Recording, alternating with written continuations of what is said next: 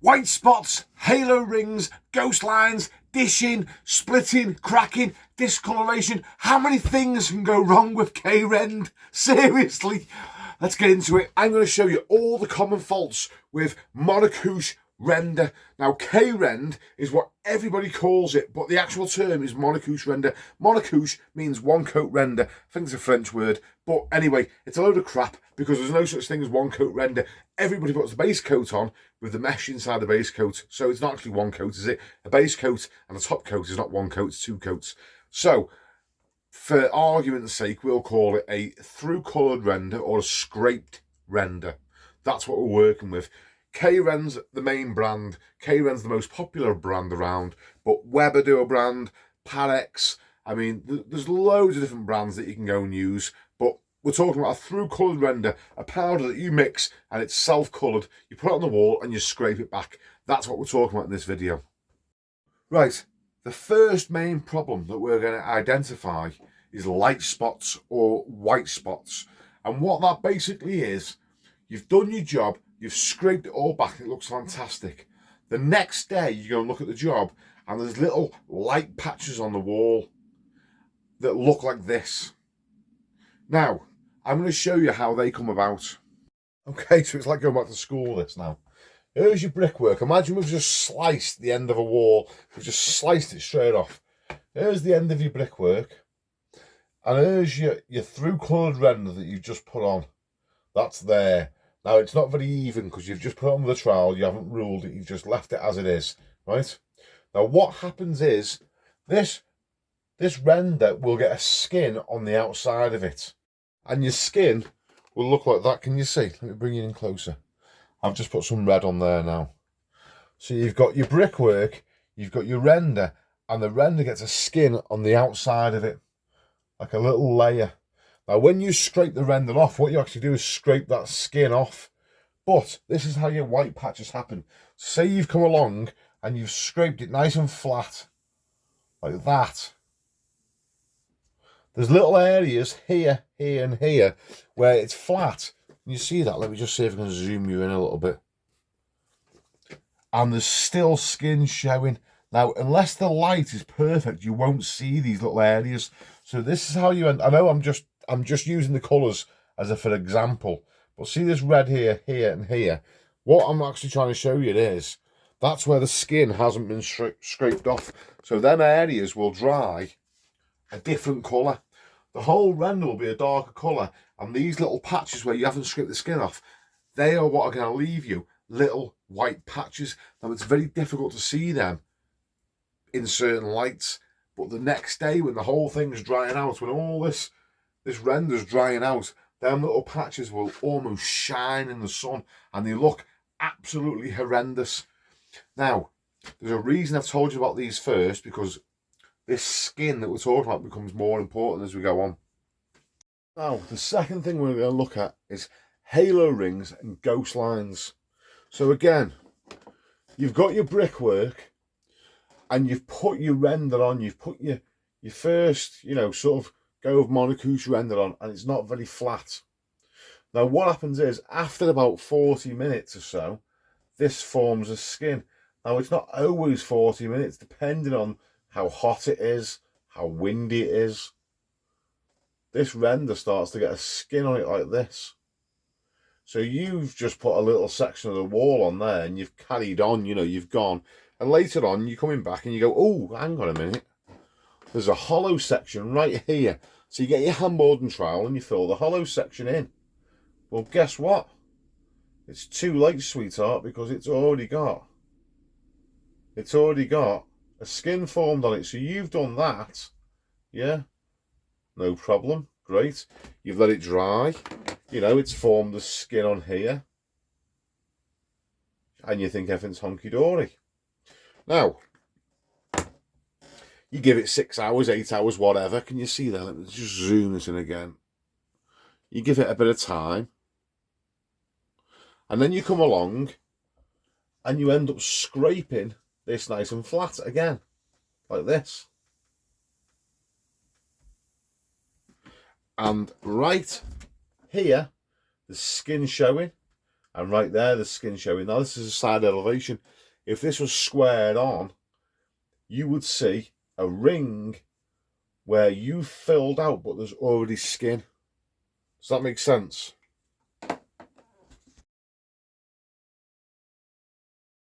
Now, the next thing you've got to deal with is ghost lines. So imagine you've got the whole front of a house and you're putting the top of the house on for, you're going to work your way down the house. So you put, let's just draw the house. Give me a second. You've got your house like this, yeah? And what you're going to do now is you're K-rending the whole front of it, or you're doing it if you call it through colour render or whatever, and you start putting your render on, and you put the top section in first like this, and then you put another section in here, and you're working your way down in stages, like this. Now, what can potentially happen at each of these joints is, if you leave them long enough, they will get a skin. So, let me show you. Side elevation again. Let's just take this section you've just put on a load of render there, and you've worked your way down the wall. You've started here and you're working your way down here, yeah? And here's the side elevation of it. You've put this on. This is going off. It's starting to set. You're working your way down the wall. Now, what I'm going to do is, now, I don't think the red's showing up very good, so I'm going to use a different colour to help this really stand out for you. The skin is always lighter. The skin is always a lighter colour than the render you're putting on, but I'm just using a different colour so you can actually see what's going on. So after 40 minutes, this gets a skin on the outside of it. Now, you have just worked across that band, and now you're coming down to drop the second band in, and you're working your way down, so you put another band in here, like this, yeah? And that's coloured, that's the render all coloured through. You get the gist of it, don't you? I can't colour fast enough. Right? Now, what happens is, another 40 minutes, that gets a skin on it. Okay, so you come back later, you leave it 8 hours and you scrape your job off, you scrape all the skin off there. Like that. And what have you got? There, you will get a ghost line. And what that is because is you've give it long enough to let the skin form. So in the next videos, I'm going to show you how to combat this. But I'm going to these are the problems that you're going to come up against. If you leave this long enough, you'll get a ghost line. Hollows will cause halo rings. Now, the way to avoid all this is to put your render on, get it on flat to avoid halo rings, and get it on faster to avoid ghost lines.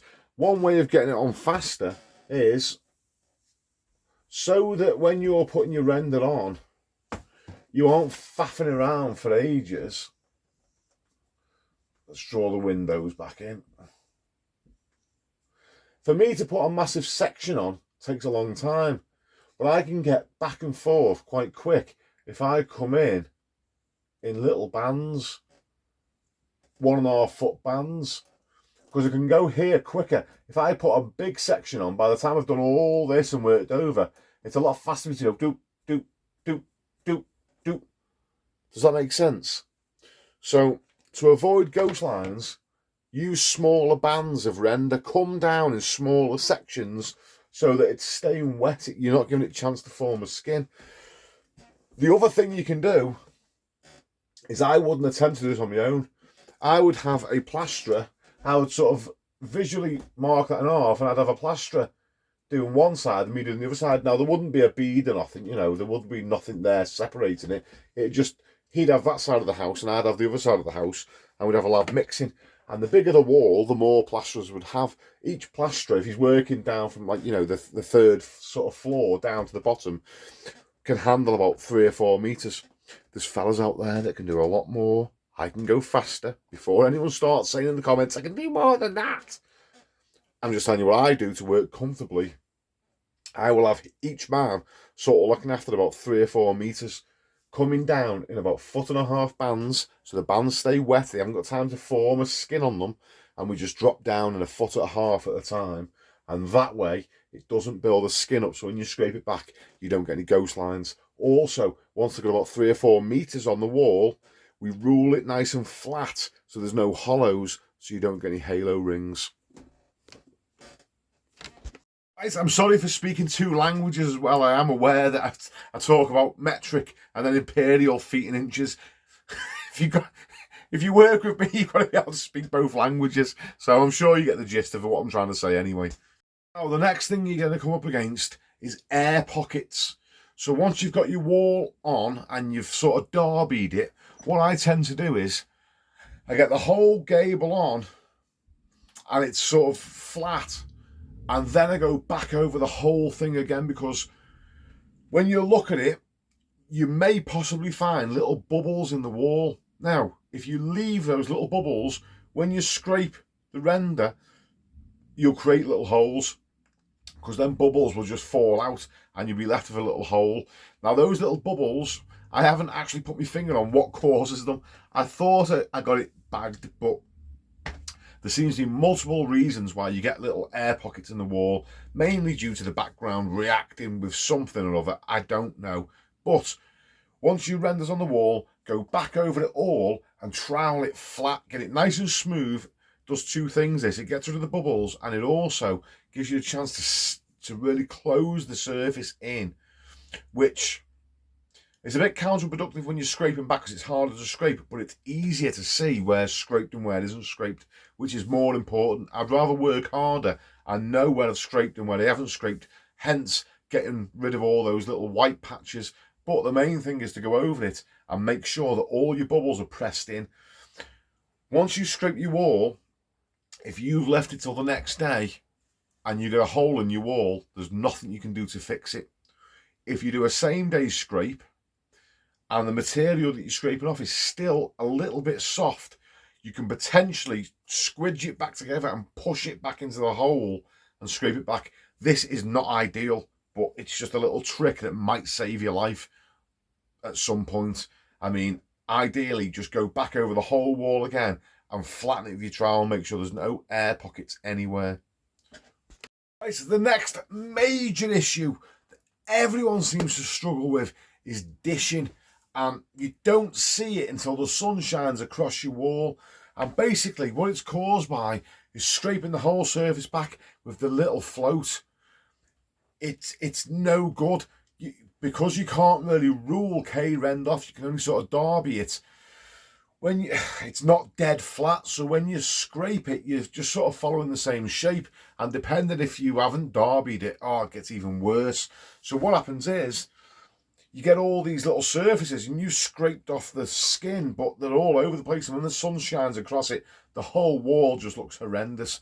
You can combat that by using an eye bar, and basically what it is, it's just a long piece of metal that you use for scraping the wall, and just use it 2 different ways, like ruling off a wet render. You know, you're going to go one way, scrape it till there's no sort of so there's no parts of the wall that the rule isn't touching, and then go the other way and scrape it that way, and then check it and check it. You know, it takes a bit longer, but when that sun hits it, it makes all the difference. Okay, the next problem is discoloration. You've used the same stuff, but it's different colours. Now, that can be caused by using different amounts of water in each mix. That'll change the colour. Scraping it after different times. So if you put one wall on and you scrape it after 8 hours, and you put the adjoining wall on and scrape it after 13 hours, there'll be 2 completely different colours. Using bags from different batches in the same mix, like you've just seen in the picture, that'll cause different colours. There's loads of, what you've basically got to do is you've got to use the same batch, and you've got to, if you're going to put on in the morning and scrape it in the afternoon, you've got to do that throughout the whole job. If you're going to put it in the afternoon and scrape it the next morning, you've got to do that throughout the whole job. You can't wet the stuff up, and if it's too wet and your bucket's too full, tip a bit out and put a bit more powder in. It changes the colour. So you've got to get used to just doing the mixes spot on. Exactly the same amount of water, exactly the same. Do everything the same right throughout the whole job. Otherwise, the colour will be different. Splits and cracks, completely different, but look very similar. If you put K-Rend or any type of through coloured render on too thick, because it's cement based, it will shrink a little bit. So I'm talking about, if you put it on about 15 to 20 mil, you'll be fine. If you start putting on render like this, as it starts to cure, it will shrink a little bit and you'll get splits in it. When you scrape it back, they'll look like cracks in the wall. You can't fill them. There's nothing you can do with them.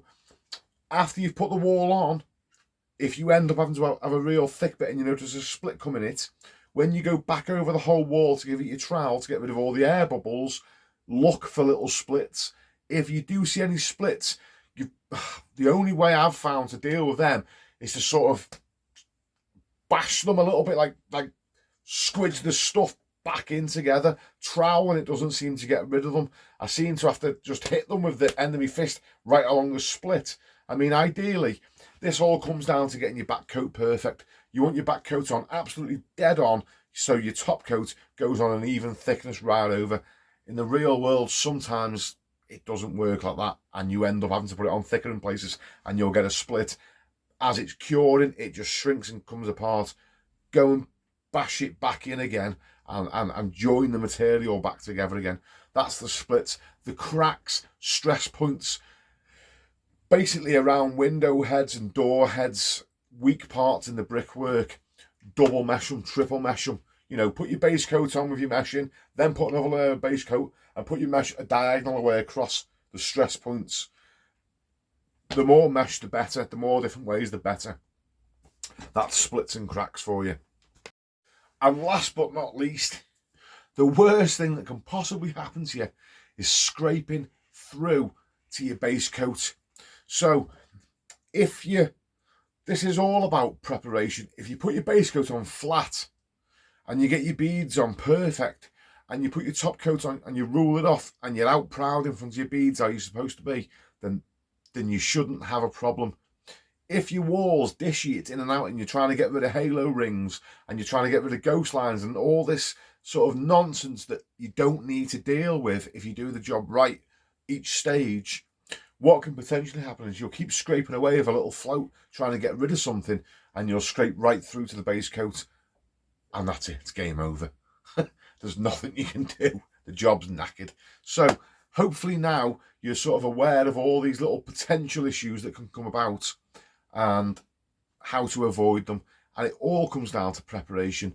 Make sure you get your walls on nice and flat, your beads on perfect, make sure the joints are perfect, make sure you've got enough men to put the meterage on, you know, get it on nice and flat, rule it off, smooth over it, get rid of all the air bubbles, make sure there's no splits, rule it off, scrape it off with a eye bar. Use your little float in the awkward to get to places, but make sure that the whole wall's mainly done with the eye bar. Is there anything else? The only other thing that I could think would possibly go wrong for you, two other things. Don't go below your DPC, because you'll get a tide mark around the bottom of your wall where you're bringing rising damp up the wall. And in certain areas of the country, you know, on the coastal fronts, you might have to deal with algae and build up and stuff.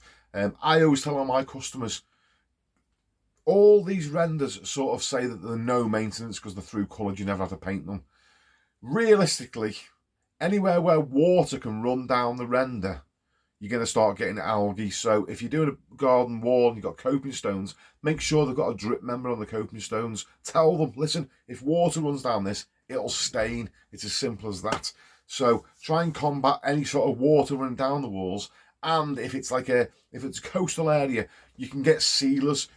Pretty much every brand of through coloured render that you can buy will have a specific sealer to seal that wall and stop the algae building up on the front of it, if that's a case. The only thing with putting a sealer on K-Rend has a little fleck. It's the thing that sets K-Rend apart, in my opinion, from all the other monocouche renders that are actually two coat renders, not one coat, because you have to put a base coat and mesh. But K-Rend's got like a little twinkle in it. When the sun hits it, there's little sparkly bits. If you seal it, they sort of go. So just be aware of that. Right, they're all things to watch out for. We're going to do another video now on scratch coating, basically meshing a wall and beading it up. And then the final video will be putting your top coat on.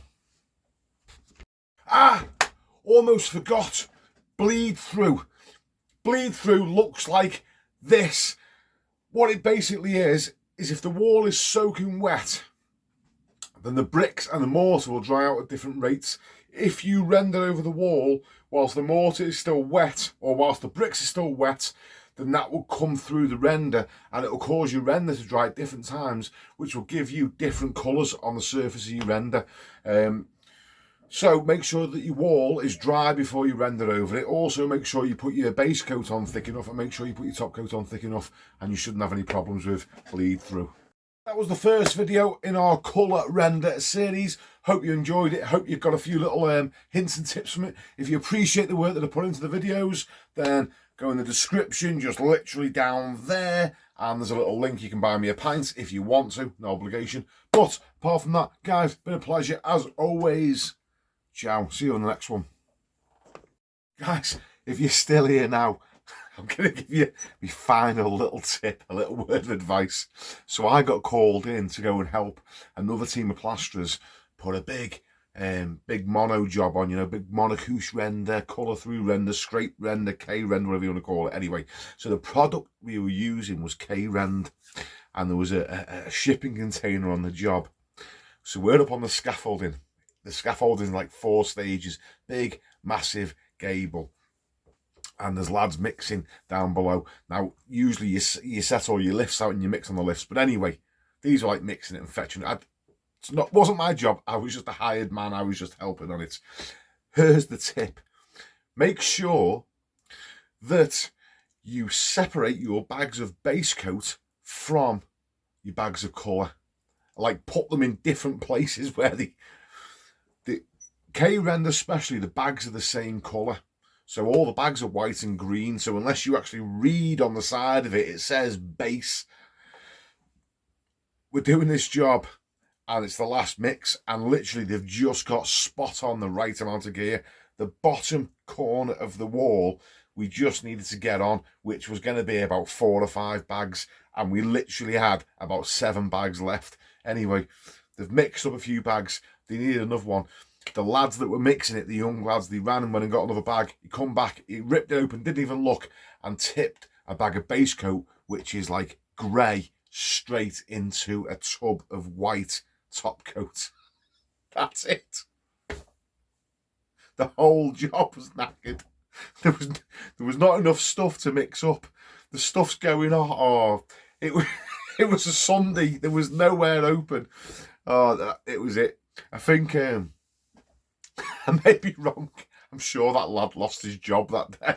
Because thousands and thousands of pounds. The job was knackered. You can't patch it up.